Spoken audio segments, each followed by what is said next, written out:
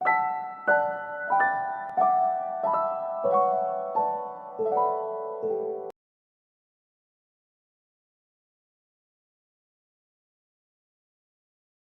4 में हम स्टडी करेंगे एनालिटिक ज्योमेट्री। ज्योमेट्री जैसा कि आप जानते हैं कि मैथमेटिक्स की सबसे पुरानी ब्रांचेस में से एक ब्रांच है।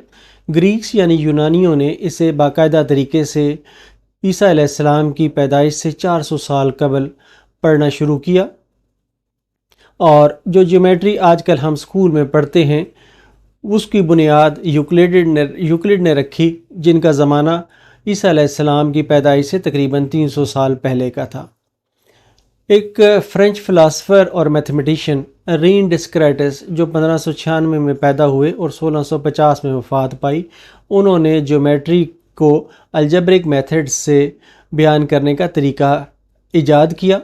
इसे हम एनालिटिक ज्योमेट्री या कोऑर्डिनेट ज्योमेट्री भी कहते हैं। हमारा इस किताब में मकसद ये है, या इस चैप्टर में मकसद ये है कि हम इस एनालिटिक ज्योमेट्री या कोऑर्डिनेट ज्योमेट्री के जो बुनियादी तस्वुरात हैं, बुनियादी जो तरीक़ाकार है, वो हम बुनियादी चीज़ें इस बारे में समझ सकें। पहली चीज़ जो हमें समझनी है वो है कि कोऑर्डिनेट सिस्टम क्या होता है। कोऑर्डिनेट सिस्टम को समझने के लिए आप एक प्लेन जो है उसकी 2 डायमेंशन होती हैं। एक प्लेन में एक एक्स एक्सिस को ड्रा करें, एक्स एक्सिस पे एक लाइन ड्रा करें, x डैश टू x, ये वाली लाइन आप ड्रा करें। इसी तरह y एक्सिस की सिमत में एक y डैश से y एक लाइन ड्रा करें। जहाँ पर ये दोनों लाइनें मिलती हैं इसको हम पॉइंट ऑफ ओरिजिन कहते हैं, इसको O से हम डिनोट करते हैं। और जो लाइंस जो हैं x डैश और x जो है इसको हम कोऑर्डिनेट एक्सिस कहते हैं। x वाली लाइन को हम x एक्सिस कहते हैं, इसको हम x एक्सिस कहेंगे, और इस लाइन को हम y एक्सिस कहेंगे, और इन दोनों को मिलके हम कहते हैं कि ये कोऑर्डिनेट एक्सिस हैं। अब इस पर जो चीज़ समझने वाली है कि ये जो ओरिजिन से राइट साइड है, यहाँ पर जो पॉइंट्स आएंगे x एक्सिस पर, ये सारे x के पॉजिटिव पॉइंट्स होंगे। इसी तरह जो इस तरफ पॉइंट्स आएंगे वो सारे x के नेगेटिव पॉइंट्स होंगे। इसी तरह जो y एक्सिस है, y एक्सिस पर ये जो पॉइंट्स आएंगे जो x एक्सिस से ऊपर की सिमत में होंगे, इस साइड पे ये पॉजिटिव y एक्सिस होगा, और जो नीचे की तरफ आएंगे ये सारे नेगेटिव y एक्सिस के पॉइंट्स होंगे। अब हम देखते हैं कि एक पॉइंट को हम कैसे जाहिर करते हैं। हम सपोज करते हैं कि x एक्सिस ओरिजिन से x एक्सिस पर एक डिस्टेंस है, एक पॉइंट है x, यहाँ पर ये पॉइंट है x, और इसी तरह ओरिजिन से एक पॉइंट y एक्सिस पर हमने लिया y। तो ये दोनों जहाँ पर आपस में क्रॉस कर रहे होंगे उसको हम इस पॉइंट का कोऑर्डिनेट कहेंगे, और इसको हम नोट करेंगे x और y से। ये पॉइंट xy जिसे हम इस पॉइंट P का कोऑर्डिनेट्स कहते हैं, ये हमें बताता है कि जो कार्टेशियन प्लेन है या कोऑर्डिनेट सिस्टम का प्लेन है या 2 डायमेंशनल प्लेन है, इसमें इस पॉइंट की पोजीशन कहाँ पर होगी।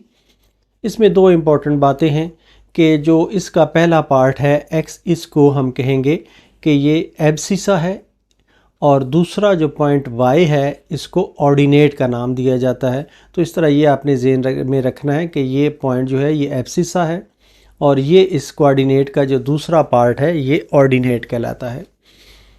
इसी तरह हम जो प्लेन है कोऑर्डिनेट एक्सिस का, उसको 4 बराबर हिस्सों में तकसीम करते हैं, और इनको हम क्वाड्रेंट्स कहते हैं। ये वाला फर्स्ट क्वाड्रेंट कहलाता है, इसी तरह ये वाला सेकंड क्वाड्रेंट हिस्सा कहलाता है, और ये थर्ड क्वाड्रेंट कहलाता है, इसी तरह ये फोर्थ क्वाड्रेंट कहलाता है।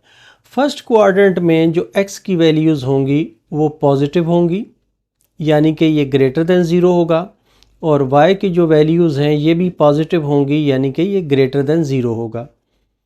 जो सेकंड क्वाड्रेंट है इसमें अगर आप देखें तो जैसे हमने देखा था कि जो x एक्सिस से ऊपर वाले लाइन ऊपर का हिस्सा है इसमें y जो है ये पॉजिटिव होता है, तो यहाँ पर जो y है ये पॉजिटिव होगा, यानी कि ग्रेटर देन 0 होगा।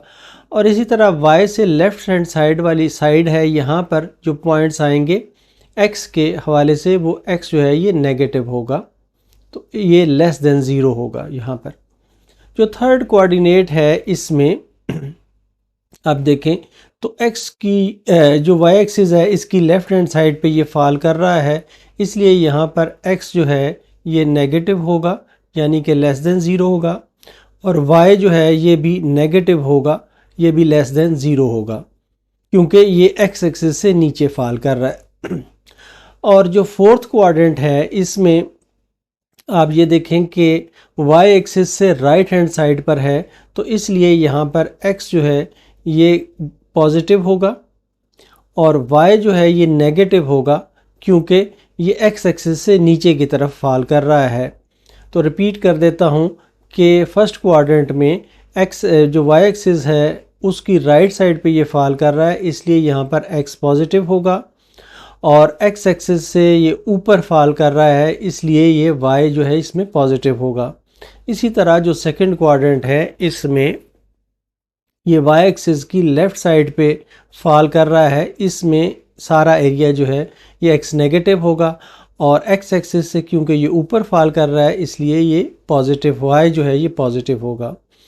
इसी तरह जो थर्ड क्वाड्रेंट है इसमें x की वैल्यू नेगेटिव होगी, क्योंकि ये y के एक्सिस की लेफ़्ट हैंड साइड पे फॉल कर रहा है, और y की वैल्यू जो है वो नेगेटिव होगी, क्योंकि ये x एक्सिस से नीचे फॉल कर रहा है। इसी तरह जो फोर्थ क्वाड्रेंट है इसमें x जो है ये पॉजिटिव होगा और y नेगेटिव होगा, क्योंकि ये x एक्सिस के लिए अगर हम देखें तो y की राइट हैंड साइड पे x पॉजिटिव आता है और x एक्सिस के नीचे वाली साइड पे y नेगेटिव आता है। तो ये हमारा कोऑर्डिनेट सिस्टम है, हम इसे बहुत ज़्यादा इस्तेमाल करते हैं एनालिटिक ज्योमेट्री में।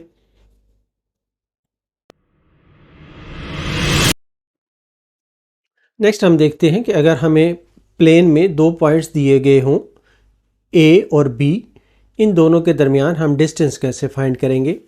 सपोज़ हम करते हैं कि हमारे पास ये पॉइंट A है, इसके कोऑर्डिनेट्स हैं x1 और y1। इसी तरह हमारे पास पॉइंट B है, इसके कोऑर्डिनेट्स हैं x2 और y2। इनके दरमियान हमें डिस्टेंस फाइंड करना है। इन पॉइंट्स को अगर हम आपस में मिलाएं तो एक लाइन बन जाती है जिसे हम स्ट्रेट लाइन AB कहते हैं। इसके लिए हम एक ट्रायंगल ड्रा करते हैं। पॉइंट B से अगर हम ये पॉइंट ड्रॉप करें यहाँ पर, तो ये यहाँ पर आके मिलता है, और इसी तरह A से हम एक हॉरिजॉन्टल लाइन ड्रा करें तो ये दोनों आकर यहाँ पर मिलती हैं।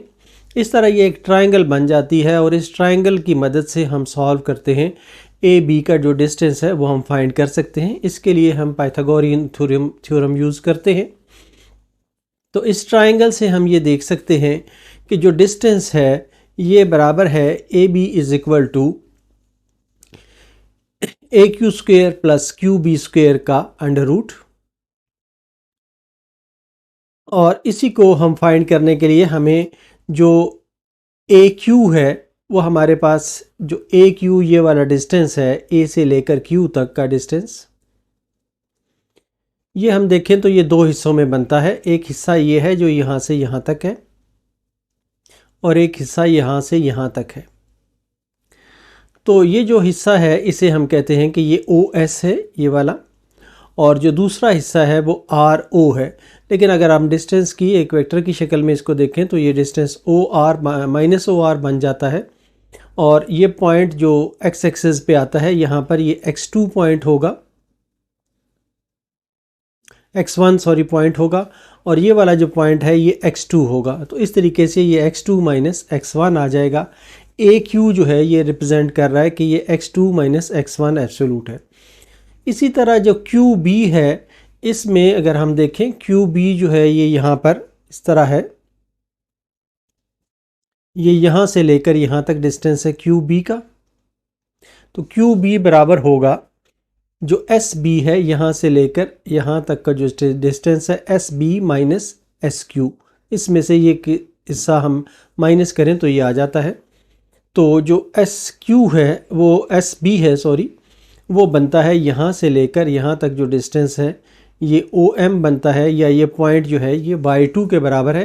तो y2 माइनस y1 जो है ये डिस्टेंस हमारा QB के बराबर बन जाता है।